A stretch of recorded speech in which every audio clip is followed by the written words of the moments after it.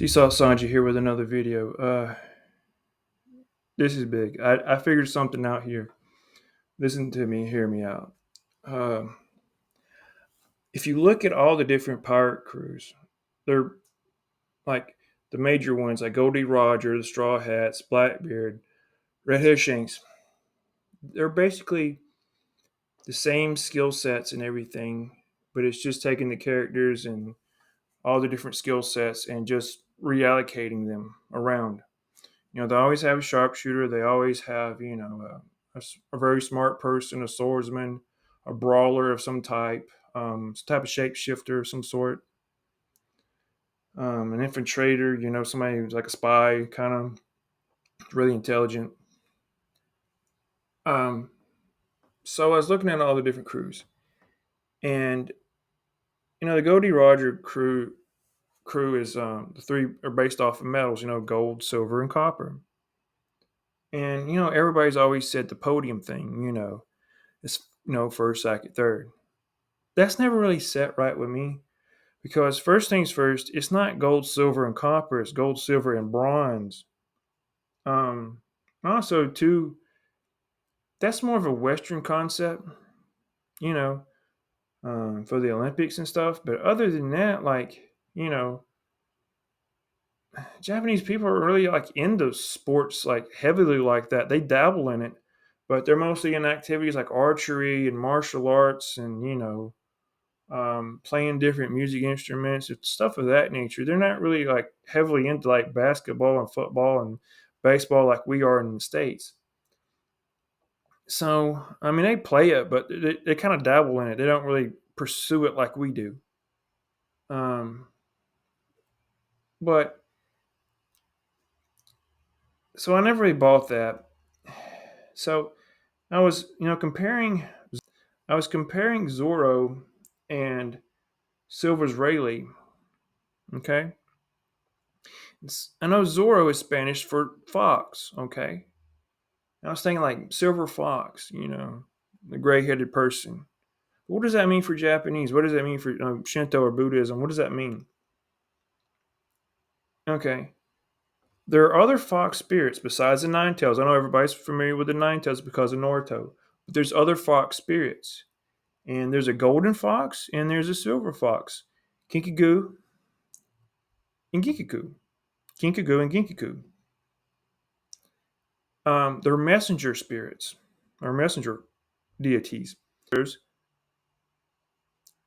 One serves the moon god, okay, and the other one, the golden fox, serves the sun god, Atamarasu, okay, sun god Nika.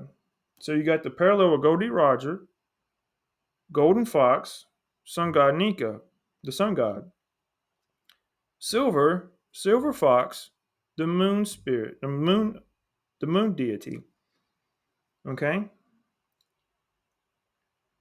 If you look at Wano, there's a ton of moons in there. Okay, and that's where Zorro is supposed to be from, his heritage. It's also supposed to convey the harmony between the moon and the sun working together in unison.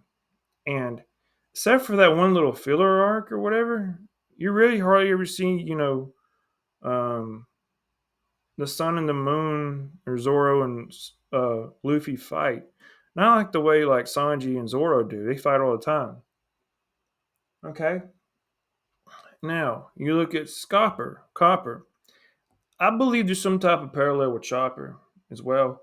If you look at it, Scopper has them two axes, Chopper has them two antlers. They fight with them, they use them as weapons. Uh, Also, too, I believe that Scopper has some type of ability to make himself large, like the way Chopper does in his monster point.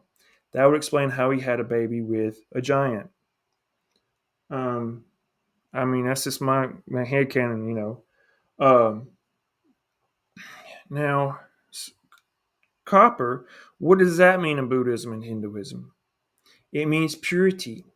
And it's so pure that they make dishes with it, like plates and cups with it. And it's also like a status symbol to have, copper cups and plates. Um, and it's known for its purity. But Sanji's a cook. He serves plates of food. And like you look at his brothers and sisters that are, don't have, empathy or sympathy. And Sanji is pure of heart. Um, that can be part of it too. He's always loving and, wants to chase after the ladies and he's chivalrous and everything else. He's, chivalrous to a fault. But that could be the correlation between Sanji and Scopper, the copper aspect. Um, Also, too, these fox deities are always depicted with something in their mouth. It could be a dagger. It could be a scroll. Because there are messengers. They carry scrolls and stuff of that nature. And Zoro always has his sword in his mouth. Luffy always has meat in his mouth. Also, too, they are the guardians of prosperity, and they always guard food and sake. Okay, mostly rice, but it's because it's Japanese. But who's the food and who's the sake? Do I need to explain that? Zoro being sake and Luffy being the food? There's just too many parallels with this. This has to be it. But that's my 2 cents. Leave a like, comment, subscribe. Thank you. Sea Salt Sanji. Peace. Mwah.